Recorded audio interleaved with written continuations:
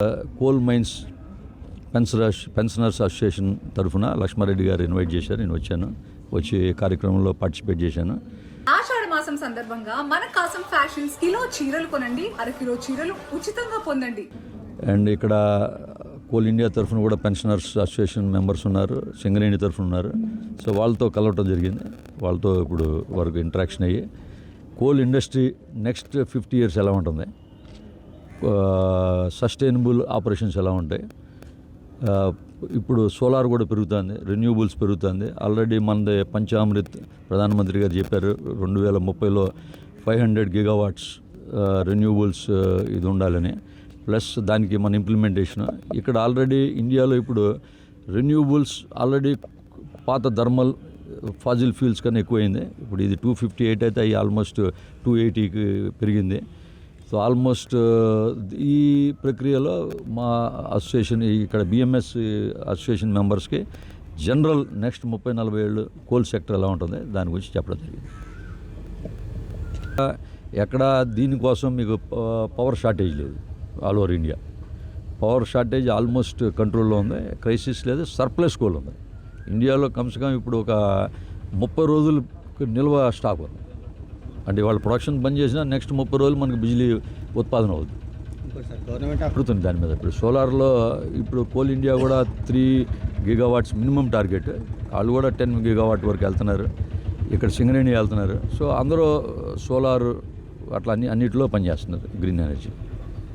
బొగ్గు గనుల్లో పనిచేసే కార్మికులు ముఖ్యంగా కోల్ ఇండియా సింగరేణిలో పనిచేసి 30 సంవత్సరాల తర్వాత రిటైర్ అయిన వాళ్ళైతే పెన్షనర్స్ ఉన్నారో వాళ్ళు దాదాపు ఇప్పుడు దేశం మొత్తంలో 6.5 లక్షల మించిపోయారు. వాళ్ళ సంఖ్య పెరిగిపోయింది. సో పెన్షనర్ల యొక్క రిటైరీస్ యొక్క సమస్యలు, వాళ్లకు సరైన మెరుగైన వైద్య సదుపాయాలు, తర్వాత సరిపడే పెన్షన్, ఈ 2 ముఖ్యమైన విషయాలు ఉన్నాయి. దాని కొరకే భారతీయ మజ్దూర్ సంఘ్ ఆధ్వర్యంలో దేశవ్యాప్తమైన కోల్ ఇండియాకి సంబంధించిన 8 కంపెనీలు అవుతున్నాయో, అస్సాం మొదలుకొని జార్ఖండ్, ఉత్తరప్రదేశ్, తర్వాత ఒరిస్సా, మధ్యప్రదేశ్, మహారాష్ట్ర, అన్ని రాష్ట్రాల నుండి, తర్వాత సింగరేణితో సహా 350 మంది ప్రతినిధులు పాల్గొంటున్నారు ఈ మహాసభలో. సాయంత్రం వరకు వాళ్ళ సమస్యలు చర్చించి తీర్మానాలు పాస్ చేస్తారు. అయితే ముఖ్యంగా పెన్షన్ గురించి చెప్పాలంటే పెన్షనర్ల సంఖ్య దినదినానికి సంవత్సరానికి పెరుగుతుంది. 6.5 లక్షలు దాటింది. తర్వాత ఎంప్లాయీస్ అవుతున్నారు, సర్వీస్లో ఉండే ఎంప్లాయీస్ ఎవరైతే కాంట్రిబ్యూట్ చేయాలనో pension, PF fund, pension fund, వాళ్ళ సంఖ్య తగ్గుతున్నది. కాబట్టి నష్టాల్లో పోయినప్పుడు కూడా మేము బిఎంఎస్ తరఫున మిగతా యూనియన్ తరఫున డిమాండ్ చేయడం జరిగింది.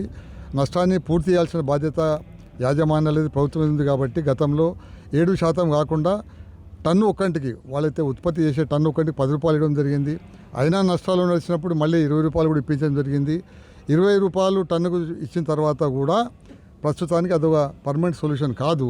ప్రస్తుతము సంవత్సరానికి 240 కోట్ల లోటుతో పెన్షన్ ఫండ్ నడుస్తుంది. మేము ప్రభుత్వాంతా కోరింది ఏంటంటే కోల్ మినిస్టర్, కోల్ సెక్రటరీ వాళ్ళందరితో కూడా ఈ దేశం కోసము ఇంత కష్టపడి 24 గంటలు కరెంటు ఉండేటట్లు చేసే మన బొగ్గు ఉత్పత్తి చేసే కార్మికులు అవుతున్నారు, బొగ్గులో పనిచేసే కార్మికులకు వాళ్ళ భవిష్యత్తు అంధకారం కావద్దు. పెన్షన్ ఫండు మళ్ళీ ఆగిపోయిందనే మాట రాకుండా వాళ్ళకి ఎల్లప్పుడూ కూడా పెన్షన్ దొరికేటట్లు చేయాలని చెప్పి కోరడం జరుగుతుంది. అట్లాగే కనీస పెన్షన్ అంతకుముందు లేదు, 350-400 రూపాయలు దొరికేది. 2000 కంటే ముందు పనిచేసి రిటైర్ అయిన వాళ్ళు చాలా కష్టపడ్డది వాళ్ళే. అప్పుడు ఓపెన్ కాస్ట్ సిస్టమ్ లేదు, ఈ లేటెస్ట్ టెక్నాలజీ లేదు.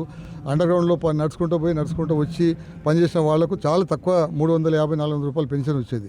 దానికి బిఎంఎస్ తరఫున సిఎంపీఎఫ్ బోర్డు లెవెల్లో తీసుకెళ్ళి పోరాడి కనీస పెన్షన్ను అంటే నష్టాలు ఉన్న 1000 రూపాయలు పెంచడం జరిగింది.